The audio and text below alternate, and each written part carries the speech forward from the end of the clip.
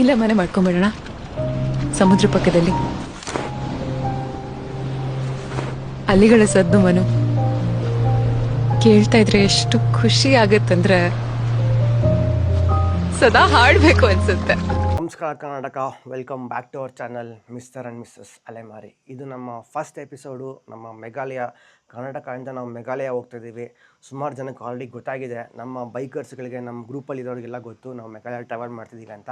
ಪ್ರತಿ ವರ್ಷ ನಮ್ಮ ಆ್ಯನಿವರ್ಸರಿಗೆ ನಾನು ನಿಖಿತಾ ಎಲ್ಲಾದರೂ ಒಂದು ಅಡ್ವೆಂಚರಸ್ ಜಾಗಕ್ಕೆ ಹೋಗ್ತಿದ್ದೀವಿ. ಫಸ್ಟ್ ಇಯರ್ ನಾವು ಕೇದಾರ್ನಾಥ್ ಮತ್ತು ರಾಜಸ್ಥಾನ್ ಟ್ರಾವೆಲ್ ಮಾಡಿದ್ವಿ. Second year last year Ladakh travel ಮಾಡಿದ್ವಿ, ಲಡಾಖ್ ಟ್ರಿಪ್ ಆರ್ಗನೈಸ್ ಮಾಡಿದ್ವಿ. ಈ ವರ್ಷ ನಾನು ನಿಖಿತಾ ಇಬ್ಬರೇ ಹೋಗ್ತಿದ್ದೀವಿ. ಇದೊಂಥರ ನಮಗೆ ಸ್ವಲ್ಪ ಲಕ್ಸುರಿಯಾಗಿರಬೇಕು, ಒಳ್ಳೆ ಮಜಾ ಮಾಡೋಣ, ಒಳ್ಳೆ ಫೋಟೋಸ್ ತಗೋಣ, ನಮ್ಮಿಬ್ಬರು ಟೈಮ್ ಸ್ಪೆಂಡ್ ಮಾಡೋಣ ಅಂದ್ಬಿಟ್ಟು ನಾವು ಯಾವುದೇ ಆರ್ಗನೈಸಿಂಗ್ ಮಾಡಿಲ್ಲ. ಬಿಕಾಸ್ ಲಾಸ್ಟ್ ಟೈಮ್ ನಂಗೆ ತುಂಬ ಕಷ್ಟ ಆಗೋಯಿತು. ನಮಗೆ ಅಂತ ನಮ್ಗೆ ಟೈಮ್ ಸಿಗಲಿಲ್ಲ, ಅವರು ನೋಡ್ಕೊಳ್ಳೋದು ಇವರು ನೋಡ್ಕೊಳ್ಳೋದು ಅದೇ ಆಗೋಯ್ತು ನಮಗೆ. ಅದಕ್ಕೆ ಈ ಸಲ ಸ್ವಲ್ಪ ನಾವು ಚೆನ್ನಾಗಿ ಎಂಜಾಯ್ ಮಾಡಬೇಕು, ನಮ್ಮ ಟೈಮ್ ನಮ್ಗೆ ಬೇಕು ಅಂದ್ಬಿಟ್ಟು ನಾವಿಬ್ಬರೇ ಹೋಗ್ತಿದ್ದೀವಿ.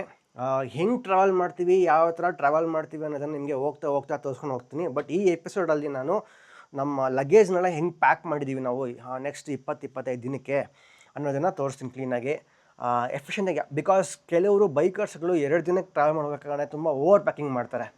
ಓವರ್ ಪ್ಯಾಕಿಂಗ್ ಮಾಡಿಬಿಟ್ಟು ತುಂಬ ಎಕ್ಸ್ಟ್ರಾ ಲಗೇಜನ್ನ ತೊಗೊಂಡ್ಬರ್ತಾರೆ. ಆಮೇಲೆ ನಾವು ನೋಡಿದ್ದೀವಿ, ಲಡಾಖೆಲ್ಲ ಹೋಗ್ತಾರಲ್ಲ, ಎಂಟೈರ್ ಬ್ಯಾಗ್ ಎಲ್ಲ ಫುಲ್ಲು, ಬೈಕೆಲ್ಲ ಫುಲ್ಲು ಬರೀ ಲಗೇಜೇ ಇರುತ್ತೆ. ಬಟ್ ನಾನು ನಿಖಿತಾ ಇಬ್ಬರು ಹೋಗಿನೂ ನಮ್ಮ ಲಗೇಜ್ನ ಎಫಿಷಿಯೆಂಟಾಗಿ ನಾವು ಮ್ಯಾನೇಜ್ ಮಾಡಿದ್ವಿ. ಸೊ ಅದನ್ನು ಹೆಂಗೆ ಮ್ಯಾನೇಜ್ ಮಾಡಬೇಕು ಅಂತ ಈ ವಿಡಿಯೋದಲ್ಲಿ ನಾನು ತೋರಿಸ್ತೇನೆ ನಿಮಗೆ. ಇಲ್ಲ ನೀವು ನೋಡ್ತಾ ಇರ್ಬೋದು, ಆಲ್ರೆಡಿ ನಾವೆಲ್ಲ ಸೆಟ್ ಮಾಡಿ ಇಟ್ಟಿದ್ದೀವಿ. ನಾವು ನೆಕ್ಸ್ಟು ಇವಾಗ ನಮ್ಮ ಟ್ರಾವೆಲಿಗೆ ಏನೇನು ಬೇಕೋ ಎಫಿಷಿಯೆಂಟಾಗಿ ಅದನ್ನು ಮಾತ್ರ ಇಲ್ಲಿ ಇಟ್ಟು ನಾವು ಸೆಟ್ ಮಾಡಿ ಇಟ್ಟಿದ್ದೀವಿ. ಇಲ್ಲಿರೋದೆಲ್ಲ ಕಂಪ್ಲೀಟಾಗಿ ನಮ್ಮ ಉಲನ್ ಕ್ಲಾತ್ಸು. ಕೋಲ್ಡ್ ವೆದರ್ಸ್ ಇರ್ತವೆ IS ಪಾಸಲ್ಲಿ, ಬುಮ್ಲಾ ಪಾಸು, ಸೇಲಾ ಪಾಸು ಮತ್ತು ತವಾಂಗಲ್ಲೆಲ್ಲ ತುಂಬ ಕೋಲ್ಡ್ ಇರುತ್ತೆ. ಅದಕ್ಕೋಸ್ಕರ ನಮ್ಮ ಥರ್ಮಲ್ಸು ಮತ್ತು ಕೋಲ್ಡ್ ವೆದರ್ಗೆ ಏನೇನು ಬೇಕು ಕ್ಲಾತ್ಸು ಅದನ್ನು ಕ್ಯಾರಿ ಮಾಡಿದ್ದೀವಿ. ಇದಿಷ್ಟು ನಮ್ಮ ಡೈಲಿ ವೇರ್ಸು, ಹೊರಗಡೆ ಹೋದಾಗ ಚೆನ್ನಾಗಿ ಕಾಣಿಸೋದಕ್ಕೋಸ್ಕರ ಏನೇನು ಬೇಕೋ ಅದನ್ನು ತೊಗೊತಾ ಇದ್ದೀವಿ. ನಾವಿಬ್ಬರು ಸೇರಿ ಒಬ್ಬೊಬ್ಬರಿಗೆ ಒಂದು 4 ಪೇರ್ಸ್ ತೊಗೊತಾ ಇದ್ದೀವಿ ಕ್ಲಾತ್ಸು. ಅದನ್ನೇ ಮತ್ತೆ ಇಂಟರ್ಚೇಂಜ್ ಮಾಡಿ ನಾವು ಚೇಂಜ್ ಮಾಡಿ ಹಾಕೋಬೋದು ಬೇಕಾದ್ರೆ. ಇನ್ ಕೇಸ್ ಅವಶ್ಯಕತೆ ಬಂತು ಅಂತಂದರೆ ವಾಶ್ ಮಾಡಿ ಮತ್ತೆ ಅದನ್ನು ಯೂಸ್ ಮಾಡ್ಬೋದು. ತುಂಬ ಕ್ಯಾರಿ ಮಾಡೋದು ತುಂಬ ಲಗೇಜ್ ಆಗಿಬಿಡುತ್ತೆ. ಆಮೇಲೆ ಈ ಶೂ ಬಗ್ಗೆ ನಿಮ್ಗೆ ಹೇಳಬೇಕು ಅಂತಂದರೆ ನಾನು ನಿಮಗೆ ಮುಂದೆ ಯಾವುದೋ ಒಂದು ವೀಡಿಯೋಸಲ್ಲಿ ಹೇಳ್ತೀನಿ ಈ ಶೂ ಬಗ್ಗೆ. ಇದು ನಮಗೆ ಡೆಕಾಥ್ಲಾನಲ್ಲಿ ಸಿಕ್ತು. It's very much useful. But ಅದು ಯೂಸ್ಫುಲ್ ಇಲ್ವಾ ಅಂತ ನಾನು ಈ ಶೂ ಬಗ್ಗೆ ನಿಮ್ಗೆ ಡಿಟೇಲಾಗಿ ಹೇಳ್ತೀನಿ ಆಮೇಲೆ. ಈ ರೆಡ್ ಬ್ಯಾಗಲ್ಲಿ ನಾವು ನಮ್ಮ ಮೆಡಿಸಿನ್ಸು, ಆಮೇಲೆ ಚಾರ್ಜಿಂಗ್ ಕೇಬಲ್ಸು, ಅಡಾಪ್ಟರ್ಸು ಏನೇನು ಬೇಕೋ ಎಲ್ಲ ಕ್ಯಾರಿ ಮಾಡ್ತಿದ್ದೀವಿ. ಈ ಡಿಜಿಟೆಕ್ ಟ್ರೈಪಾಡ್ ಕ್ಯಾರಿ ಮಾಡ್ತಿದ್ದೀವಿ. ಏನಕ್ಕಪ್ಪ ಅಂತಂದರೆ ನಾವು ಹೋಗೋ ಜಾಗಗಳಲ್ಲಿ ನಾವು ಇಬ್ಬರೇ ಇರ್ತೀವಿ, ನಮಗೆ ಅಂತ ಯಾರು ಸಪೋರ್ಟಿಂಗ್ ಇರೋಲ್ಲ, ಬಂದು ಯಾರು ನಮ್ಮ ಫೋಟೋಸ್ ತೆಗೋದಿಲ್ಲ. ಸೊ ಆ ಥರ ಟೈಮಲ್ಲಿ ನಮ್ಮ ಫೋಟೋಸ್ ತೆಗೋಕ್ಕೆ ಹೆಲ್ಪ್ ಆಗಬೇಕು ಅಂದ್ಬಿಟ್ಟು ಒಂದು ರಿಮೋಟ್ ಮತ್ತು ಟ್ರೈಪಾಡ್ ಕ್ಯಾರಿ ಮಾಡ್ತಿದ್ದೀವಿ. ಇದರಲ್ಲಿ ನಮ್ಮ TSBC ಶೂ ಕವರ್ಸಲ್ಲಿ ನಮ್ಮ ಇನ್ನರ್ಸ್ ಇದೆ. ಆಮೇಲೆ ಈ ಟವಲ್ ಬಗ್ಗೆ ಹೇಳಲೇಬೇಕು. ಟವಲ್ ತುಂಬ ವೆರಿ ಯೂಸ್ಫುಲ್ಲು. ಡೆಕಾಥ್ಲಾನಲ್ಲಿ ತೊಗೊಂಡಿದ್ದು ನಾವು, ತುಂಬ ಜನಕ್ಕೆ ಗೊತ್ತಿಲ್ಲ ಈ ಟವಲ್ ಬಗ್ಗೆ. ಮುಂದೆ ಬರೋ ವೀಡಿಯೋಸಲ್ಲಿ ನಾನು ಡಿಟೇಲಾಗಿ ಹೇಳ್ತೀನಿ ಇದ್ರ ಬಗ್ಗೆ. ಈ ಬ್ಲ್ಯಾಕ್ ಬ್ಯಾಗಲ್ಲಿ ನಮ್ಮ ಟಾಯ್ಲೆಟ್ಸ್ ಇದೆ, ನಮ್ಮ ಸೋಪು, ಶಾಂಪೂಸು, ಬ್ರಷ್ಷು ಎಲ್ಲ ಏನೇನು ಬೇಕೋ ಇದರಲ್ಲಿದೆ. ಆಮೇಲೆ ನಾವು ಒಂದು ಎತ್ನಿಕ್ ವೇರ್ ಕೂಡ ಕ್ಯಾರಿ ಮಾಡ್ತಿದ್ದೀವಿ. ಸ್ಯಾರಿ ಮತ್ತು ಪಂಚೆ ಕ್ಯಾರಿ ಮಾಡ್ತಿದ್ದೀವಿ. ಏನಕ್ಕಪ್ಪ ಅಂತಂದರೆ ನಮ್ಮ ಆ್ಯನಿವರ್ಸರಿ ದಿನ ನಾವು 1 ಪೇರ್ ಆಫ್ ಎತ್ನಿಕ್ ವೇರ್ ಕೂಡ ಕ್ಯಾರಿ ಮಾಡ್ತಾಯಿದ್ದೀವಿ. ಏನಕ್ಕಪ್ಪ ಅಂತಂದರೆ ನಮ್ಮ ಆ್ಯನಿವರ್ಸರಿ ದಿನ ಕಾಮಾಖ್ಯ ಟೆಂಪಲ್ಗೆ ಹೋಗಬೇಕು ಅಂತ ನಾವು ಅಂದ್ಕೊಂಡಿದ್ದೀವಿ. ಅಲ್ಲಿಂದ ಆಮೇಲೆ ನಾವು ನೆಕ್ಸ್ಟು ವಾರಣಾಸಿ ಕೂಡ ಹೋಗ್ತೀವಿ. ಸೊ 2 ಟೆಂಪಲ್ಸಲ್ಲೂ 1 ಎತ್ನಿಕ್ ವೇರ್ ಕ್ಯಾರಿ ಮಾಡ್ತಾಯಿದ್ದೀವಿ. ಬೇರೆ ಟೈಮಲ್ಲಿ ಆಗಿದ್ದಿದ್ರೆ 2 ಕಡೆನೂ ಬೇರೆ ತೊಗೋಬೋದಾಗಿತ್ತು. ಬಟ್ ನಾವು ಫ್ಲೈಟಲ್ಲಿ ಕ್ಯಾರಿ ಮಾಡ್ತಾಯಿದ್ದೀವಿ, ನಮ್ಮ ಲಗೇಜ್ ಸ್ವಲ್ಪ ಕಡಿಮೆ ಇರಬೇಕು. ಸೊ 2 ಕಡೆಗೂ ಒಂದನ್ನೇ ಕ್ಯಾರಿ ಮಾಡ್ತಿದ್ವಿ.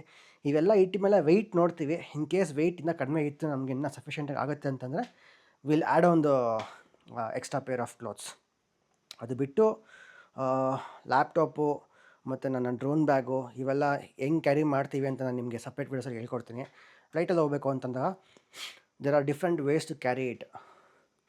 ಇಲ್ಲಿ ನಮ್ಮ ಹತ್ರ 3 ಸೈಜ್ ಬ್ಯಾಗ್ಸ್ ಇದ್ದಾವೆ. 3 ಸೈಜ್ ಬ್ಯಾಗ್ಸಲ್ಲಿ ಆ್ಯಕ್ಚುಲಿ ಏನಪ್ಪ ಅಂತಂದರೆ ಇದು ಫುಲ್ ಲಾರ್ಜ್ ಇದೆ, ಇದು ಮೀಡಿಯಮ್ ಇದೆ, ಇದು ಫುಲ್ ಸ್ಮಾಲ್ ಸೈಜ್ ಇದೆ. ನನ್ನ ಪ್ರಕಾರ ಇಲ್ಲಿರೋ ಲಗೇಜ್ಗೆ ಈ ಮೀಡಿಯಮ್ ಸೈಜ್ ಬ್ಯಾಗ್ ಸಾಕು ಅನಿಸುತ್ತೆ. ಇದು ತುಂಬ ದೊಡ್ಡದಾಗ್ಬಿಡುತ್ತೆ. ನಾವು ಕಾರಲ್ಲಿ ಕ್ಯಾರಿ ಮಾಡ್ಬೋದು ಬೇಕಾದರೆ. ಬಟ್ ಕೆಲವೊಂದು ನಮ್ಮ ಸ್ಟೇಜ್ಗೆ ಏನು ಮಾಡ್ಬಿಟ್ಟಿದ್ದೀವಿ ಅಂತಂದರೆ ಪಾರ್ಕಿಂಗ್ ಲಾಟಲ್ಲಿ ತುಂಬ ದೂರ ಟ್ರಕ್ ಮಾಡಬೇಕು. ಟ್ರಕ್ ಮಾಡ್ಕೊಂಡು ಹೋಗೋ ಕಡೆಲ್ಲ ಇದನ್ನು ಕ್ಯಾರಿ ಮಾಡೋದು ತುಂಬ ಕಷ್ಟ ಆಗುತ್ತೆ.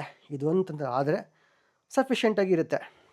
ಇನ್ ಕೇಸ್ ಇದ್ರಲ್ಲಿ ಸಾಲಿಲ್ಲ ಅಂತಂದರೆ ಇದ್ರಲ್ಲಿ ಸ್ವಲ್ಪ ಆ್ಯಡ್ ಆನ್ ಮಾಡ್ಕೊತೀವಿ ಟೋಟಲ್ ನಮ್ಮದು ಲಗೇಜ್ನ. ಅದು ಬಿಟ್ಟರೆ ಒಂದು ಲ್ಯಾಪ್ಟಾಪ್ ಬ್ಯಾಗ್ ಇರುತ್ತೆ, ಇನ್ನೊಂದು ಸಣ್ಣ ಬ್ಯಾಗ್ ಕ್ಯಾರಿ ಮಾಡ್ತಿದ್ದೀವಿ. ಸೊ ಇದಾದಮೇಲೆ ನಾನು ವೆಯ್ಟ್ನ ಹೆಂಗೆ ಚೆಕ್ ಮಾಡ್ತೀನಿ. ಬಿಕಾಸ್ ವೆಯ್ಟ್ ಚೆಕ್ ಮಾಡೋದು ತುಂಬ ಇಂಪಾರ್ಟೆಂಟು. 1 kg ಎಕ್ಸ್ಟ್ರಾ ಬಂತು ಅಂದ್ರೂ 1 kgಗೆ ಆಲ್ಮೋಸ್ಟು 900 ರೂಪಾಯಿ ಎಕ್ಸ್ಟ್ರಾ ಪೇ ಮಾಡಬೇಕಾಗತ್ತೆ ನಾನು ಫ್ಲೈಟಲ್ಲಿ.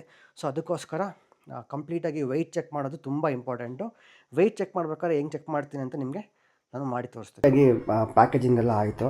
ಆವಾಗಲೇ ಹೇಳ್ದಂಗೆ ಅಂತ ದೊಡ್ಡ ಬ್ಯಾಗಲ್ಲಿ ತೊಗೊಂಡಿಲ್ಲ, ಬರೀ ಇದರಲ್ಲಿ ತೊಗೊಂಡಿದ್ದೀವಿ. ಇದು 13 kg ಇದೆ, ಇದು 8 kg ಇದೆ, ಇದು ಸಣ್ಣ ಕ್ಯಾಬಿನ್ ಬ್ಯಾಗಲ್ಲಿ 6 kg ಇದೆ ವಿತ್ ಡ್ರೋನು ಮತ್ತು ನಮ್ಮ ಆಕ್ಸರೀಸು. ಇದರಲ್ಲಿ ಏನೂ ಇಲ್ಲ, ಜಸ್ಟ್ ಖಾಲಿ ಬಿಟ್ಟಿದ್ದೀವಿ. ಸುಮ್ಮನೆ ಇರಲಿ ಅಂತ ಒಂದು ಎಕ್ಸ್ಟ್ರಾ ಸ್ಪೇರ್ ಬ್ಯಾಗ್ ತೊಗೊಂಡಿದ್ದೀವಿ. ಟೋಟಲಾಗಿ ನಮ್ಮ ಲಿಮಿಟ್ ಇದ್ದಿದ್ದು 45 kgs, ಬಟ್ ನಾವು ಕ್ಯಾರಿ ಮಾಡ್ತಿರೋದು 30 to 35 kgs ಅಷ್ಟೇ. ಇನ್ನೂ 10 kg ನಮ್ಮ ಹತ್ರ ಲಿಮಿಟ್ ಇದೆ. ರಿಟರ್ನ್ ಬರಬೇಕಾದ್ರೆ ನಮ್ಗೆ ಮತ್ತೆ ಏನಾದ್ರು ತೊಗೊಂಡು ಬಂತು, ಪರ್ಚೇಸ್ ಮಾಡಿದ್ವಿ, ಶಾಪಿಂಗ್ ಮಾಡಿದ್ವಿ ಅಂದರೆ ಅದನ್ನು ತೊಗೊಂಬರ್ಬೋದು. ಅದಕ್ಕೋಸ್ಕರ ಇನ್ನು ಎಕ್ಸ್ಟ್ರಾ ಸ್ಪೇರ್ ಲಿಮಿಟ್ ಕ್ಯಾರಿ ಮಾಡಿ ಇಟ್ಕೊಂಡಿದ್ದೀವಿ. That's how we efficiently manage to pack for next 25 days. ಇಷ್ಟರಲ್ಲೇ